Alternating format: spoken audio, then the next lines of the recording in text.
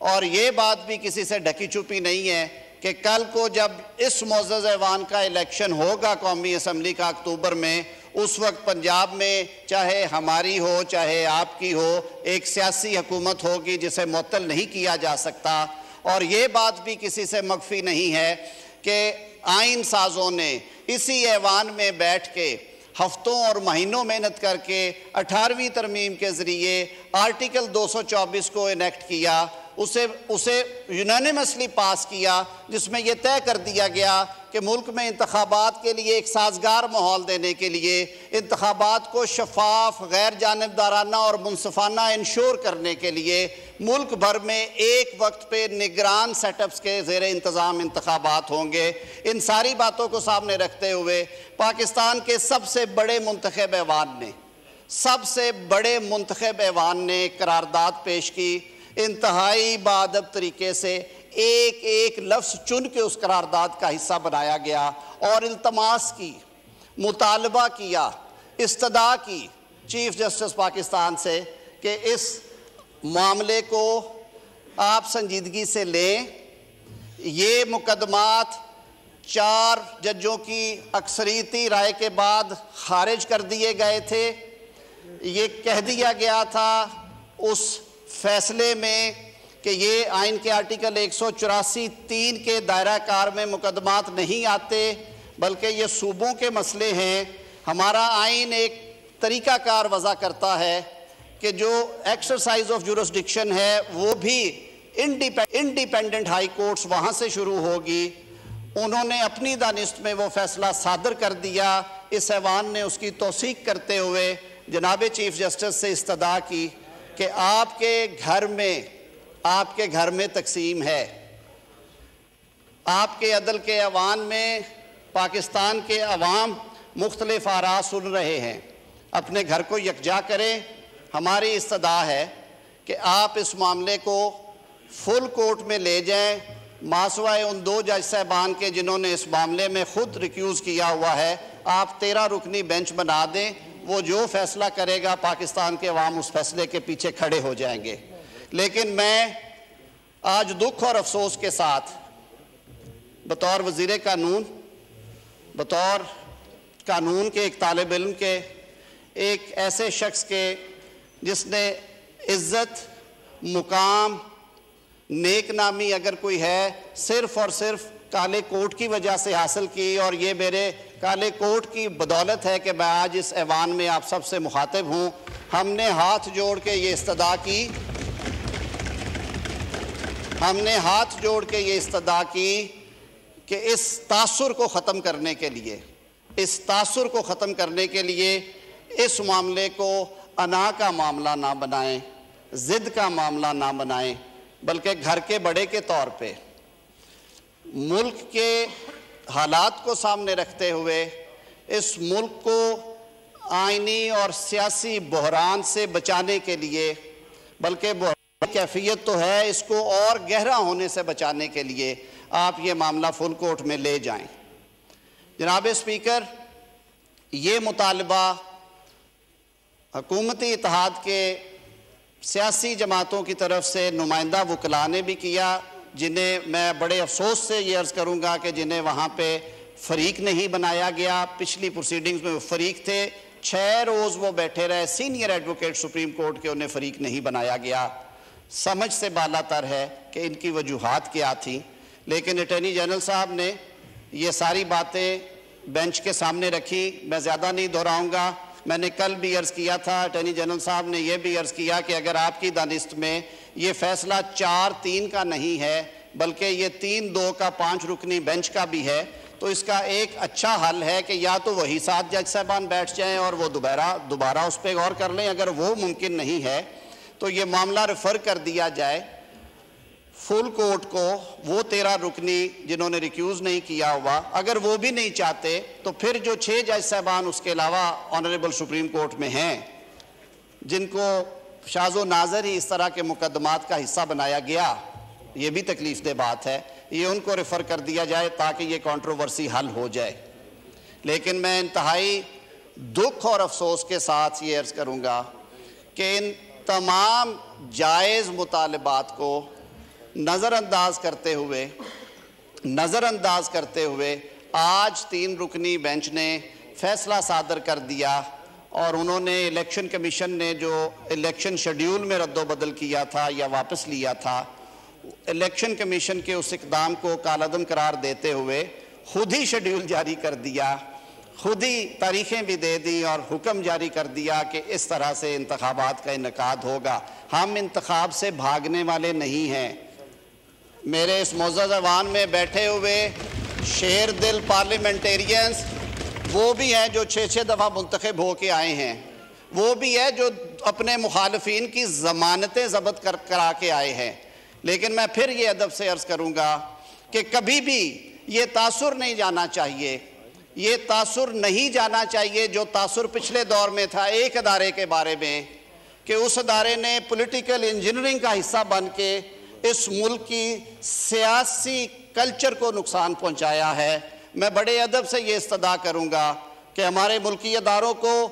پوری احتیاط کرنی چاہیے کہ کسی شخص کی زبان پہ یہ لفظ نہ آئے کہ کسی نہ کسی حوالے سے کوئی نہ کوئی ادارہ سیاسی انجینئرنگ کے لیے سہولت کاری کرتا ہے۔ جناب اسپیکر، قانون کے ایک طالب علم کے طور پہ ایک اور مسئلہ بھی ہمارے سامنے ہے۔ اسی دوران سپریم کورٹ کے ایک 3 رکنی بینچ نے 184(3) کی پروسیڈنگز میں ایک کیس کا فیصلہ کیا۔ کیس سنتے ہوئے انہوں نے لیگل کویسچن فریم کیا اور انہوں نے کہا کہ سو موٹو نوٹس کا اختیار، یعنی کہ از خود نوٹس کیس کا کس نے اختیار استعمال کرنا ہے اور اوریجنل جورسڈکشن کے کیسز جو ہیں ان میں کون سے پیرامیٹرز ہونے چاہیے۔ اس کے لیے یہ ایک پرانا مطالبہ ہے، جیسے میں نے کل عرض کیا تھا کہ 2019 کے بعد فل کورٹ میٹنگ نہیں ہوئی۔ انہوں نے کہا آج یہ ہائی ٹائم ہے یہ ڈیسینٹنگ وائسز سنتے ہوئے، میرے خیال میں جو آوازیں پچھلے کئی ہفتوں سے اٹھ رہی تھی ان کو سنتے ہوئے بینچ نے ایک فیصلہ صادر کیا کہ جب تک یہ فل کورٹ میٹنگ نہیں ہوتی 184(3) کے تحت جو درخواستیں زیر سماعت ہیں ان پہ سماعت روک دی جائے اور معاملہ فل کورٹ میٹنگ میں ڈسکس کر کے رول میکنگ کے بعد اس پہ دوبارہ عمل کیا جائے۔ وہ نقطہ بھی عدالت کے سامنے رکھا گیا، اس پہ کہا گیا کہ اس کے بارے ایک سرکولر جاری کر دیا گیا ہے۔ ایک جوڈیشل ڈیسیژن کو ایک انتظامی سرکولر کے ذریعے رد کر دیا گیا ہے۔ آج جب یہ فیصلہ سنا دیا گیا اس جوڈیشل ڈیسیژن کے ہوتے ہوئے اور یہ کہتے ہوئے کہ اس جوڈیشل ڈیسیژن کا اس پہ کوئی بیرنگ نہیں ہے، اس کا کوئی اثر نہیں ہے۔ اس وقت آپ یہ قومی اسمبلی کے اجلاس کے مناظر دیکھ رہے ہیں جہاں پر وزیر قانون اعظم نذیر تارڑ اظہار خیال کر رہے ہیں اور ان کی جانب سے کہا جا رہا ہے کہ ملک کسی آئینی بحران کا متحمل نہیں ہو سکتا۔ ہم نے یہ درخواست دی تھی کہ فل کورٹ بنا دیا جائے، پھر اس معاملے کو دیکھا جائے، عدالت سے بار بار فل کورٹ تشکیل دینے کی درخواست کی۔ کہتے ہوئے کہ اس جوڈیشل ڈیسیژن کا اس پہ کوئی بیرنگ نہیں ہے، اس کا کوئی اثر نہیں ہے، لیکن حیرانگی کی بات ہے کہ پھر ایک اور 6 رکنی بینچ بنا دیا گیا جس نے 1 گھنٹے کے بعد اسی ڈیسیژن کو جو 3 رکنی سینئر پیونی جج صاحب نے صادر کیا تھا، ایک 6 رکنی بینچ جس میں سینئر ججز کی موجودگی میں انہیں نظر انداز کرتے ہوئے ایک بینچ تشکیل۔ اس وقت اعظم نذیر تارڑ اظہار خیال کر رہے ہیں کہ اسمبلیاں تحلیل کرنے کا مقصد ملک میں سیاسی انتشار پیدا کرنا تھا اور انا کی تسکین کے لیے دونوں اسمبلیوں کو تحلیل کیا گیا، بار بار فل کورٹ بنانے کی استدعا کی گئی، اس کو مسترد کیا گیا۔ ملک کسی آئینی بحران کا متحمل نہیں ہو سکتا اور اگر یہ فل کورٹ بینچ بن جاتا تو منفی تاثر ختم ہو جاتا۔ عدالت سے بار بار فل کورٹ تشکیل دینے کی درخواست کی۔ وزیر قانون اعظم نذیر تارڑ جو کہ اس وقت قومی اسمبلی کے اجلاس سے اظہار خیال کر رہے ہیں، انہوں نے کہا کہ وہی 7 جج بیٹھ جاتے ہیں، فل کورٹ بنا لیا جاتا۔ میرا یہ بھی ایک سوال ہے کہ اتنے اہم آئینی اور قانونی مقدمے میں اس طرح کی عجلت جو ہے اور آئینی استحکام دے گی، کیا یہ مقدمہ، کیا اس میں دیا گیا فیصلہ آئین اور قانون اور عدالتی نظائر اور جوڈیشل پروپرائٹی اور جوڈیشل پریکٹسز کے مطابق ہے؟ کیا ہم اس وقت قومی اسمبلی کا اجلاس جاری ہے، اذان کا وقفہ ہے اور راجہ پرویز اشرف کی زیر صدارت اجلاس جاری ہے، جس میں ابھی وفاقی وزیر قانون اعظم نذیر تارڑ اظہار خیال کر رہے تھے اور ان کی جانب سے آج جو فیصلہ آیا ہے اس پر ہی اظہار خیال کیا جا رہا ہے اور وہ بارہا ایک ہی بات انہوں نے دہرائی، یہی کہا کہ اگر فل کورٹ بینچ بنا دیا جاتا تو منفی تاثر ختم ہو جاتا۔ بار بار فل کورٹ تشکیل دینے کی درخواست کی گئی اور انہوں نے کہا کہ ملک اس وقت آئینی بحران کا متحمل نہیں ہو سکتا، وہی 7 جج بیٹھ جاتے یا فل کورٹ بنا لیا جاتا تو منفی تاثر ختم ہو جاتا۔ ہم انتخابات سے بھاگنے والے نہیں ہیں، اعظم نذیر تارڑ کی جانب سے کہا گیا ہے۔ آپ کو پھر سے آگاہ کریں گے، اس وقت قومی اسمبلی کا اجلاس جاری ہے، وزیر اعظم شہباز شریف نے بھی اجلاس میں شرکت کی ہے اور ابھی باقی وزیر قانون اعظم نذیر تارڑ اظہار خیال کر رہے ہیں اور اذان کا وقفہ ہے۔ اب سے کچھ دیر پہلے کے مناظر آپ ٹیلی ویژن اسکرین پر دیکھ رہے ہیں۔ وزیر قانون اعظم نذیر تارڑ نے اظہار خیال کرتے ہوئے کہا کہ عدالت سے بار بار فل کورٹ تشکیل دینے کی درخواست کی، وہی 7 ججز بیٹھ جاتے ہیں یا فل کورٹ بنا لیا جاتا ہے۔ اعظم نذیر تارڑ نے اظہار خیال کرتے ہوئے کہا کہ ہم انتخابات سے بھاگنے والے نہیں ہیں، اسمبلیاں تحلیل کرنے کا مقصد ملک میں سیاسی انتشار پیدا کرنا ہے، اور انہوں نے مزید یہ بھی کہا کہ اتحادی جماعتوں کے وکلاء کو کیس میں فریق نہیں بنایا گیا، ہمارے تمام جائز مطالبات نظر انداز کر کے فیصلہ سنایا گیا۔ اور وزیر قانون نے یہ بھی کہا کہ انا کی تسکین کے لیے دونوں اسمبلیوں کو تحلیل کیا گیا، ملک کسی آئینی بحران کا متحمل نہیں ہو سکتا۔ اس وقت قومی اسمبلی میں اذان کا وقفہ ہے اور آپ کو بتاتے چلیں کہ وزیر اعظم پاکستان شہباز شریف بھی اس وقت وہاں پر موجود ہیں، قومی اسمبلی میں موجود ہیں۔ اسپیکر قومی اسمبلی راجہ پرویز اشرف کی زیر صدارت اس وقت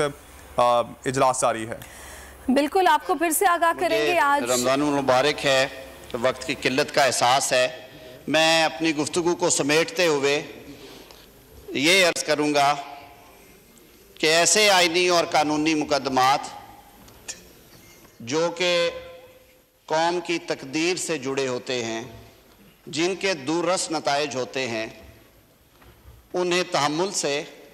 بڑا دل کر کے سب کو اکٹھا بٹھا کے سنا جاتا ہے۔ ان کو سنتے ہوئے میں بڑے ادب سے عرض کروں گا، انا کو، ادارہ جاتی تسلط کو، ضد کو سامنے نہیں رکھا جاتا۔ یہ ایوان بارہا یہ مطالبہ کر چکا ہے کہ جہاں پہ اداروں میں کام کرنے کا تعلق ہے، آئینی ادارے ہیں، ہم وہاں پہ اداروں کو مضبوط دیکھنا چاہتے ہیں، نہ کہ شخصیات کو۔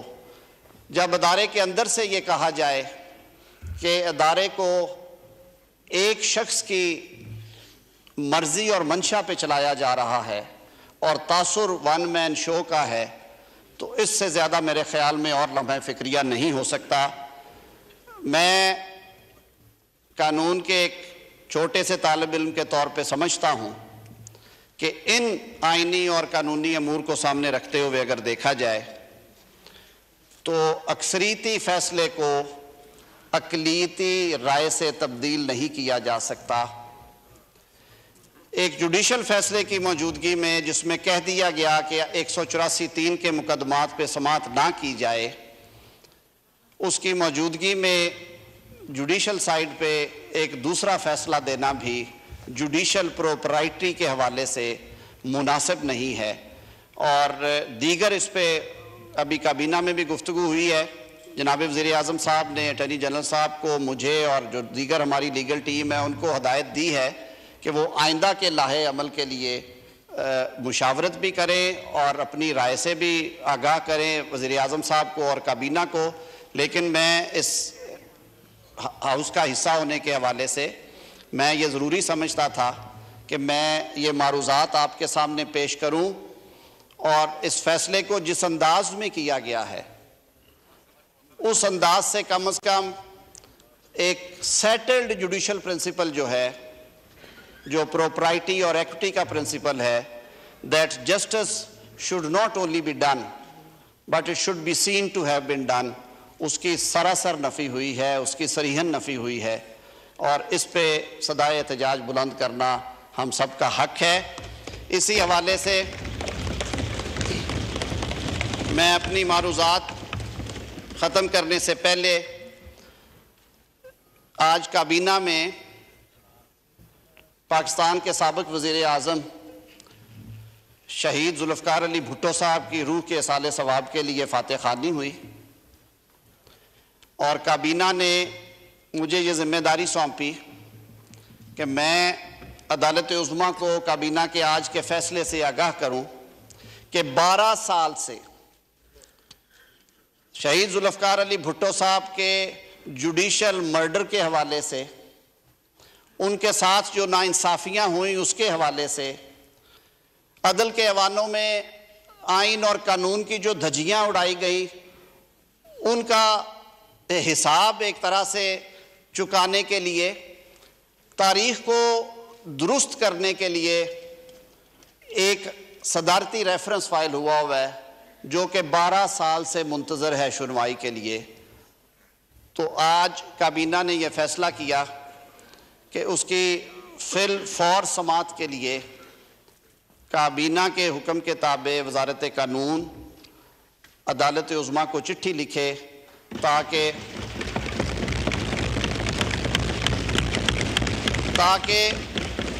میرے شاید اسی بہانے میری